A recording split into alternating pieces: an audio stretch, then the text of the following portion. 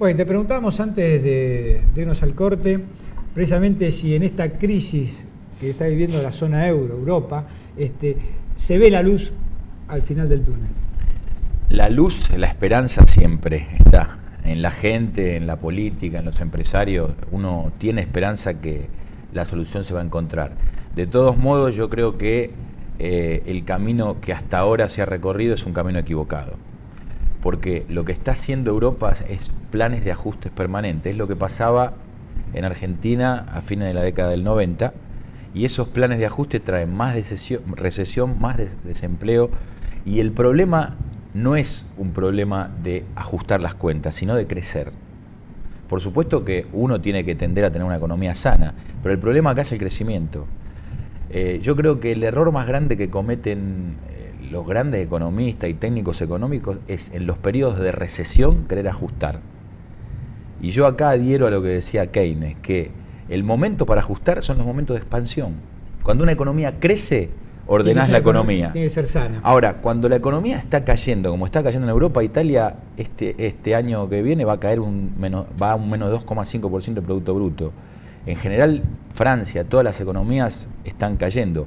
Lo que tiene que hacer Europa es hacer una política expansiva, aunque haya un poco de inflación.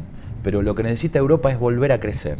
Algunos sostienen que, en realidad, bueno, Alemania está financiando estos despropósitos que hubo en países como Grecia, España mismo, Italia, Portugal.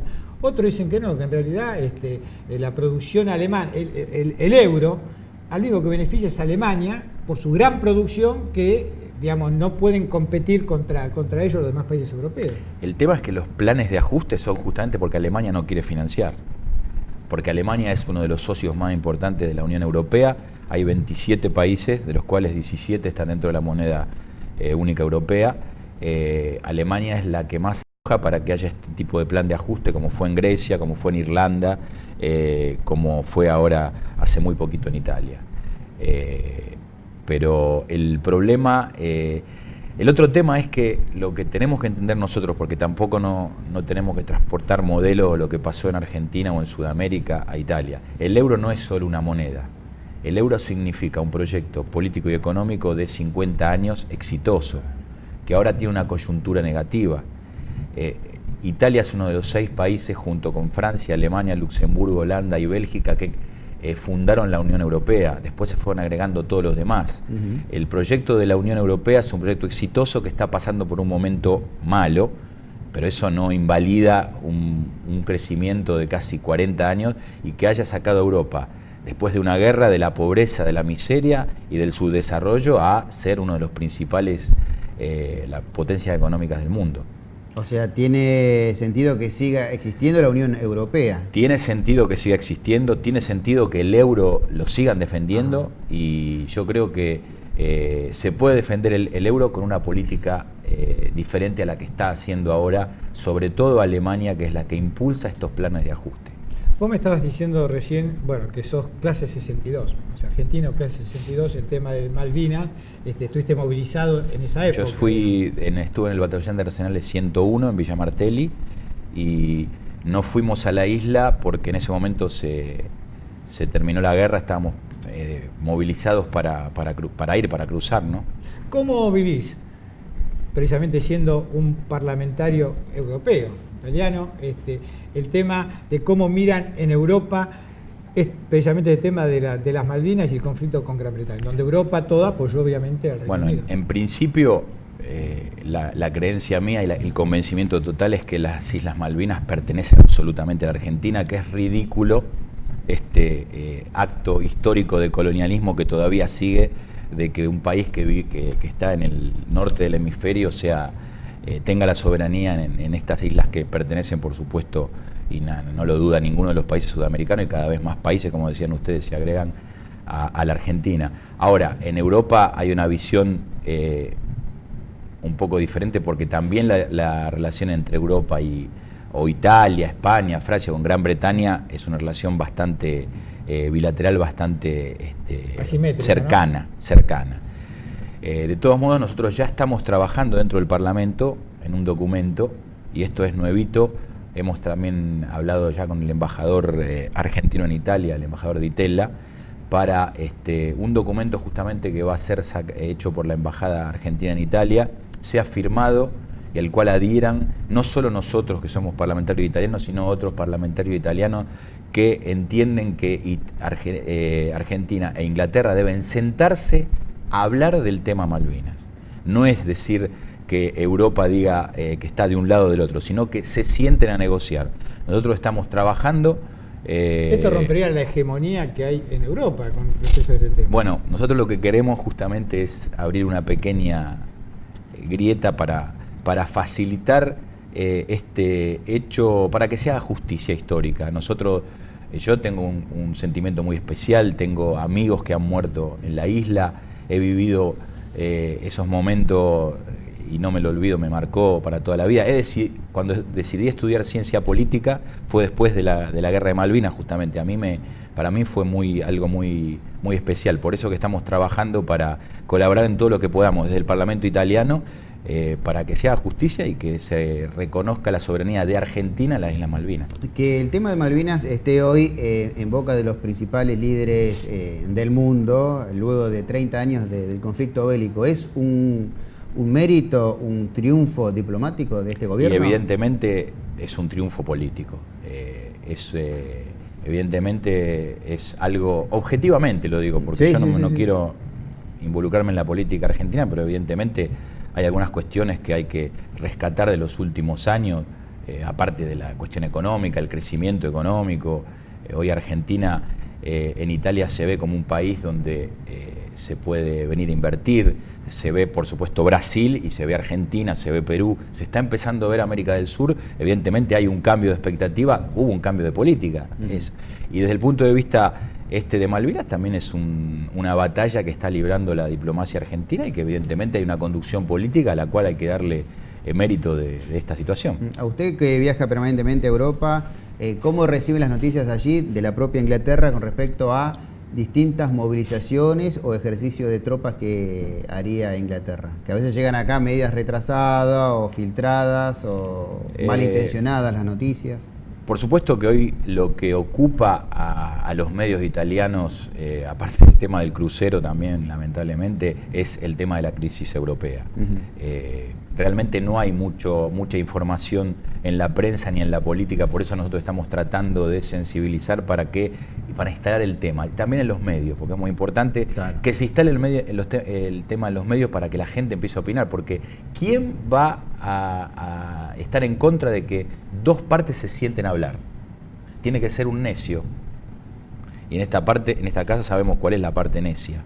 Entonces nosotros lo que vamos a tratar de impulsar y luchar y seguir la batalla que alguna vez empezamos en la isla, en este caso en el Parlamento italiano, tratando de sensibilizar a las fuerzas políticas y a la opinión pública para que se sienten las partes y se empiece a hablar del tema. Vos recién estabas diciendo que en Italia se ve América Latina, el crecimiento de América Latina, Brasil sobre todo y también Argentina, como inversiones. ¿Vos por qué crees que haya habido acá, por ejemplo, mucha inversión española y casi nula la inversión italiana? No, últimamente ha habido inversiones también importantes italianas, pero ¿qué es lo que está pasando en Italia? El pequeño y mediano empresario italiano está empezando a ver para afuera y está empezando a ver América Latina. Y un mediano inversor italiano tiene una cantidad de euros que en Sudamérica se multiplican. Entonces no es solo la gran inversión y la gran empresa, sino que hay un montón de pequeños y medianos empresarios italianos que quieren venir a ver la posibilidad de poner sus empresas y hacer negocio en Argentina. Y lo más importante, que no están pensando en venir al sector financiero, como fue en una época, están pensando en venir a la economía real. Y esto yo creo que tenemos que tener conciencia, realmente es muy bueno, objetivamente, fuera de todo análisis de quién es el mérito, quién no es el mérito, pero objetivamente hay un montón de empresarios que quieren venir a invertir a la Argentina. Muchos han venido, hablo de pequeños empresarios que han hecho inversiones inmobiliarias, inversiones en sectores químicos, que eso no se lee en los diarios, porque en los diarios hay la gran inversión, pero hay una fila de pequeños y medianos inversores que están viendo a Brasil, a Argentina, a Perú, a Chile, como futuro de sus inversiones. La economía Diputado, italiana se ha caracterizado por las pymes. Sí. Prácticamente son los inventores de las pymes a nivel global, ¿no es cierto? Lo que ha hecho en Italia, el gran crecimiento italiano. Hablando precisamente de este desastre de Costa Concordia, ¿cuánta gente vive aproximadamente? ¿Tenés idea del turismo en Italia? Que Bueno, es Italia es un país que recibe millones de turistas por año, pero para que tener una idea de, vos recién hablabas del tema de lo que significaba los que trabajaban en el Costa Concordia. El sector, ese sector industrial en Italia emplea 100.000 personas. Italia es vanguardia en esto, por eso que realmente esto es un golpe fuerte para todo el sector y además para la opinión pública. La gente no se siente más segura, porque hay que decir otra cosa, la dueña de este barco es la Carnival. La Carnival es una empresa que en este momento tiene cruceros en el Caribe y que creo que son capitales sobre todo norteamericanos. Entonces esto es un golpe muy fuerte y sobre todo lamentable por lo que pasó, por la impericia del capitán, por la gente que murió y por eso es realmente lo más triste. Diputado, sacamos de tema pero tiene que ver con los ítalo-argentinos. Patricia es de Ituzaingó Norte, pregunta si se puede implementar un plan económico familiar desde el hospital italiano para los ítalo-argentinos. Nosotros hemos hecho alguna vez alguna gestión con el hospital italiano. El hospital italiano, lo que pasa es que es un hospital que es una cosa que no depende del Estado italiano. Si bien el Estado italiano le da un subsidio casi insignificante, el hospital italiano es independiente y es una decisión que tiene que tener el Estado italiano. Nosotros lo que habíamos implementado, y esto es Patricia, que le digo, en el gobierno anterior nosotros habíamos logrado que el gobierno italiano le dé una obra social a 10.000 italianos en Argentina. Tenían una obra social con la cual habíamos hecho un acuerdo el Estado italiano y la obra social. Nosotros empujamos mucho para que eso se haga y lamentablemente el gobierno Berlusconi lo cortó. Nosotros estamos esperando que ahora pase este periodo de legislatura, vamos a ir a la elección en el 2013 y lo primero que vamos a hacer cuando esté el nuevo gobierno y sea un gobierno político y no de técnicos es volver a presentar un plan similar, no solo para que sea el hecho del hospital italiano, sino que haya una asistencia sanitaria para los italianos que no se pueden pagar una obra social privada. Esto lo implementamos con mucho éxito y lamentablemente Berlusconi, cuando cortó el 60% de los fondos que iban a salud y que iban a promoción de la lengua italiana, se cortó esto. Diputado, ha sido un gusto que haya estado acá y seguramente vamos a tenerlo más adelante para ver cómo evoluciona la política en Italia y precisamente cuáles son las cosas que ustedes pueden dar a los italianos en el exterior, ¿no? La comunidad nuestra italiana es muy, muy grande. Bueno, muchas gracias y a disposición para venir siempre a su programa.